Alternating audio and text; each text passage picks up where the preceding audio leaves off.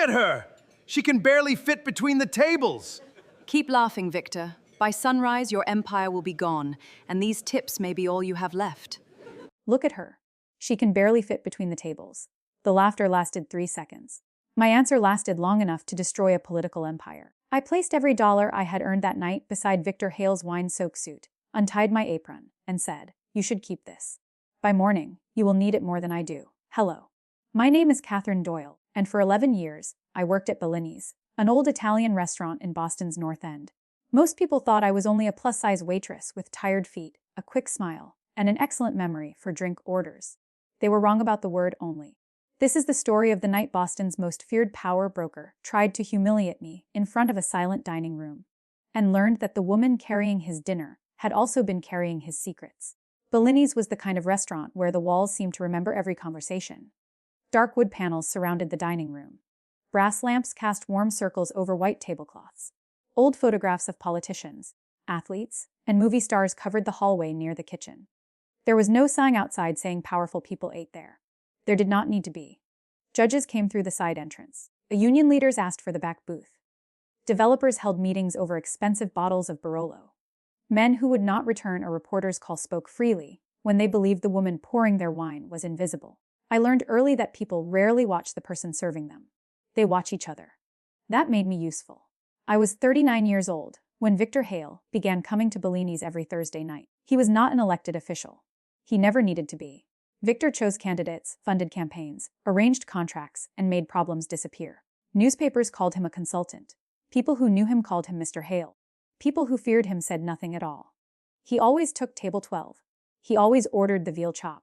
And he always treated the staff as if we were furniture that could be blamed when the room felt uncomfortable. The first time I served him, he snapped his fingers at me while I was speaking to another guest. When I finished and walked over, he looked at his watch. "Did you get lost?" he asked. "No, sir," I replied. I was helping another customer. He smiled without warmth. Then learn which customers matter. I wanted to tell him that every customer mattered. Instead, I wrote down his order and moved on. I needed the job. My mother had suffered a stroke 8 months earlier, and her rehabilitation booze were eating through everything I had saved. Victor seemed to sense need in people. Then he pressed on it until they bent. Our owner, Marco Bellini, had once been a loud, cheerful man who sang in the kitchen. Around Victor, he became quiet. He checked table 12 every few minutes. He gave away bottles that cost hundreds of dollars.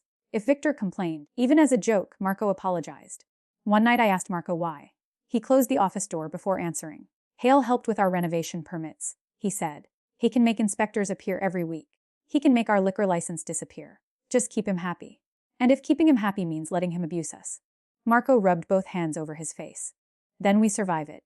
I understood fear. But I also understood what fear could make decent people accept. For months, Victor's insults were small enough for everyone to pretend they had not heard them. He criticized a busboy's accent. He asked a young hostess whether her parents had bought her clothes at a charity shop. He tossed a $5 bill into spilled sauce and told a server to earn it. Each time, the room went still. Each time, he smiled. He was not careless. He was measuring us. Then, one rainy Thursday in October, he made a mistake. Victor arrived with 6 guests, including a city councilman named Paul Mercer, a developer named Grant Lillan, and a woman I recognized from television as Assistant District Attorney Nina Shaw. They requested privacy, so Marco closed the folding divider around table 12. I brought bread and water. Victor ignored me. But while I poured his wine, Grant slid a thick envelope across the table. "The Harbor Point numbers are all there," Grant said. Victor rested 2 fingers on the envelope, and the Doyle parcel. My hand stopped for half a second. Doyle was not an unusual name in Boston, but Harbor Point was where my father had owned a small warehouse before his death.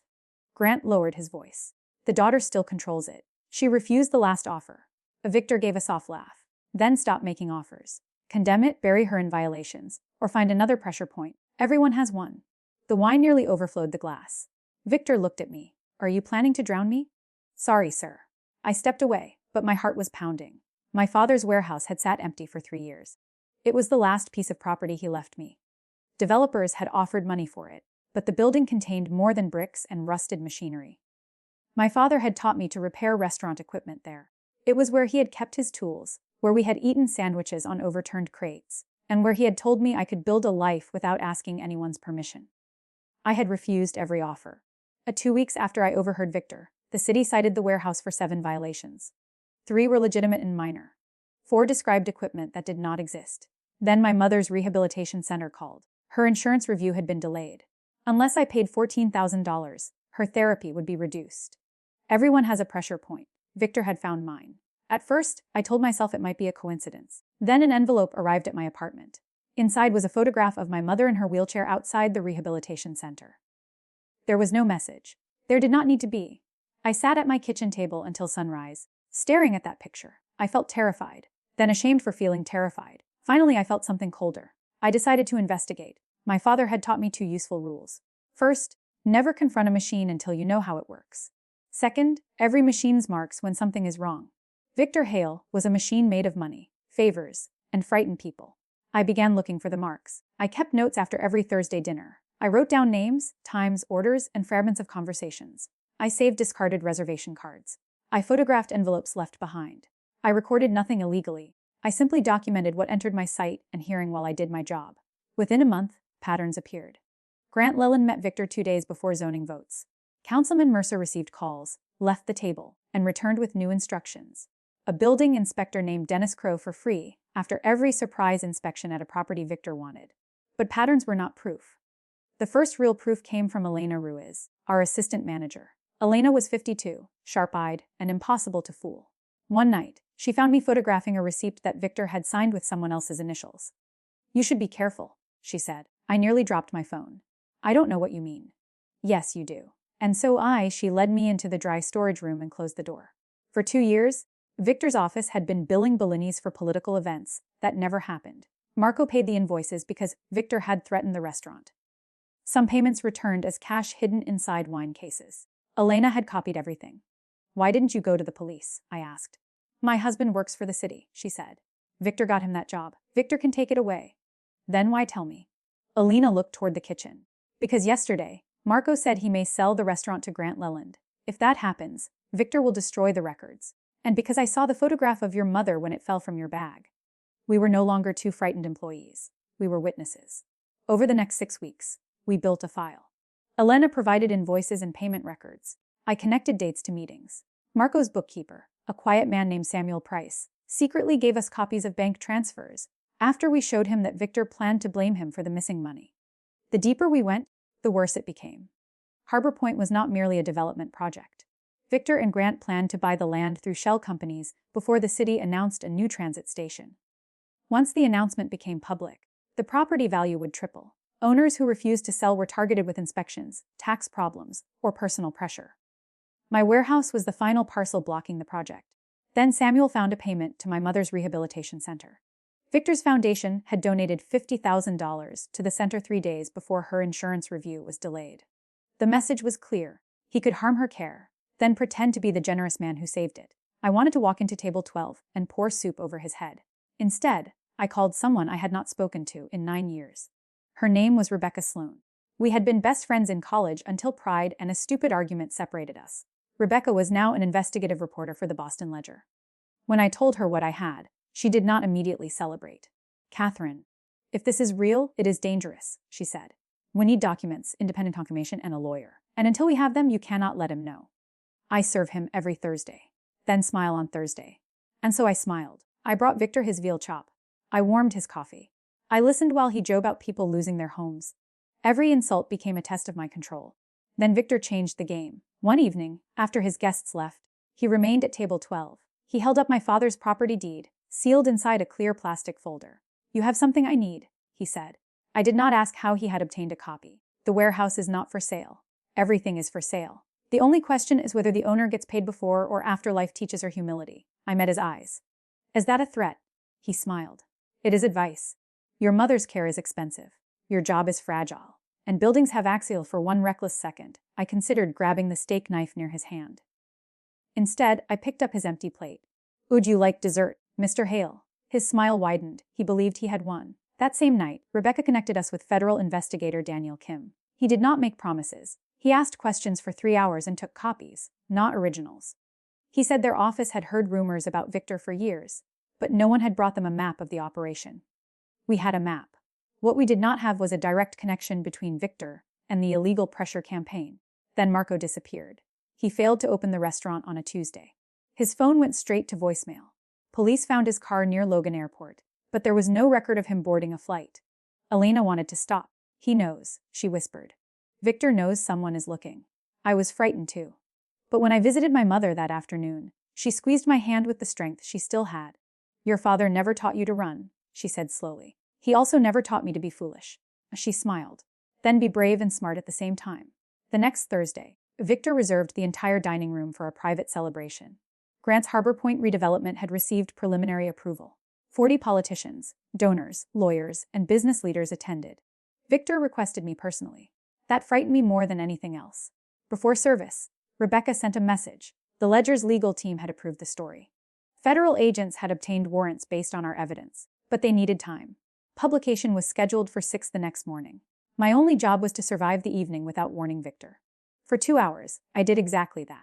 Then a young server named Lily stumbled while carrying red wine. She caught the tray, but one glass tipped and splashed across Victor's gray suit. The room fell silent. Lily turned white. I'm so sorry, Mr. Hale. Victor rose slowly. Red wine ran down his jacket like blood. He looked at Lily, then at me. Is this how you train them? He asked. It was an accident, I said. I'll bring soda water and help clean it. He stepped into the aisle, blocking me. Look at her, he announced to the room. She can barely fit between the tables, and she thinks she can manage a staff. Nobody laughed at first. Victor looked around. Councilman Mercer gave a nervous chuckle. Grant joined him. A few others followed because powerful men often mistake obedience for admiration. Heat rose into my face. My body had been discussed by strangers since I was a child. I had heard jokes in school, whispers on buses, and fake concern from people who believed cruelty became kindness when spoken softly. But this was different. Victor was not merely mocking my weight. He was reminding everyone that I was beneath him. He was showing them what happened to anyone who stepped outside the place he assigned. Then he leaned closer. Perhaps if you moved faster, he said. Your mother would not be waiting for better care. That was his mistake. Until that moment, only 4 people knew about his pressure on my mother Elena Samuel, Rebecca, and investigator Kim. Victor had just connected himself to it in a room filled with witnesses. I looked toward the bar. Elena's phone was visible beside the register, recording video of the event for the restaurant's private banquet archive, just as it did at every closed function. I reached into my apron and removed the money I had earned that night. $286. I placed it on the table beside his ruined suit jacket. What's this? He asked. My tips. You should keep them. By morning, you will need them more than I do. His smirk disappeared. I untied my apron and folded it carefully. You think you can embarrass me into selling my father's property? I continued. You threatened my job, interfered with my mother's care, and used this restaurant to move money. You believed I stayed quiet because I was weak. I stayed quiet because I was listening. No one moved. Victor's eyes shifted toward the exits. Be careful, he said softly. You have no idea who you're accusing. I know exactly who you are. The question is whether everyone else is ready to learn. Grant stood so quickly that his chair fell backward. Councilman Mercer reached for his phone. Assistant District Attorney Nina Shaw did not move at all. She simply watched Victor with a new expression, one that looked less like loyalty and more like calculation. Then the front doors opened. Marco Bellini walked in. He looked exhausted, but he was alive. Beside him were investigator Kim and 2 federal agents. Victor's face changed. Marco had not vanished. After realizing Victor suspected a leak, he had gone into protective custody. He had taken the restaurant's original financial ledgers with him. Those records, combined with ours, had given investigators what they needed. Kim approached table 12. Victor Hale, he said. We have warrants for your office, your residence, and several business accounts. You are not under arrest at this moment, but I strongly suggest you do not leave the city. Victor recovered quickly. Men like him spend their lives practicing recovery. This is theater, he said. A bitter waitress and a failing restaurant owner invented a story. Then you will have nothing to worry about, I replied. His gaze dropped to the money on the table. Pick that up, he ordered. No. Consider it my final contribution to your defense fund. This time, the laughter in the room did not belong to him. At 6 the next morning, Rebecca's investigation appeared online. It included the shell companies, the false invoices, the property scheme, and testimony from 6 business owners who had finally agreed to speak after learning they were not alone. By 8, 3 city officials had resigned. By noon, Harbor Point's approval was suspended. Within a week, Victor's consulting firm lost nearly every client. Grant Leland was indicted for bribery and fraud. Councilman Mercer pleaded guilty months later and agreed to cooperate. Dennis Crow, the inspector, admitted filing false reports against 11 property owners. Victor fought longer than the others. He called the investigation a conspiracy.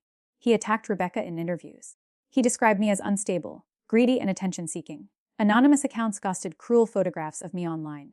Strangers discussed my body as if it were evidence against my honesty. For a while, the chaos nearly broke me. Then letters began arriving. One came from a bakery owner Victor had forced out of business. Another came from a widow who had sold her home after months of false inspections. Former assistants, drivers, servers, and clerks contacted investigators. Each person held one small piece of the machine. Together, those pieces became impossible to ignore. 18 months after the night at Bellini's, a Victor Hale was convicted of racketeering, bribery, extortion, and witness intimidation. The judge sentenced him to 17 years in federal prison. At sentencing, Victor finally looked smaller. Not because his body had changed, but because the room no longer bent around him. He saw me seated behind the prosecutors. For a moment, I expected another insult. Instead, he looked away. Justice did not repair everything. My mother never regained full movement after her stroke. Marco sold part of the restaurant to pay legal bills. Elena's husband left his city job, and Samuel moved his family out of Massachusetts. But we were free. The Harbor Point project was redesigned with protections for local owners. I kept my father's warehouse. With settlement money from the illegal enforcement case, I renovated it and opened a training kitchen for adults who had been pushed out of traditional workplaces because of age, disability, appearance, or background. I named it Doyle House. My mother cut the ribbon from her wheelchair. Lily became our first restaurant placement coordinator. Elena handled operations. Marco taught a weekly class on hospitality and slowly began singing in the kitchen again. People often ask whether leaving my tips on Victor's table was planned. It was not. That money mattered to me. I needed it for groceries, gas, and my mother's care. But in that moment, placing it beside him meant something larger. Victor believed money decided who had dignity. He thought the person with the most money could define everyone else. I wanted him to understand that dignity was the one thing he could neither give nor take. I never became thinner to make my story acceptable. I never became quieter to make cruel people comfortable. And I never apologized for taking up space in a room where men like Victor believed all the space belonged to them. My name is Catherine Doyle. I was the waitress he thought nobody would believe. In the end, I did not ruin Victor Hale. I simply untied my apron, stepped aside, and let the truth serve him what he had earned.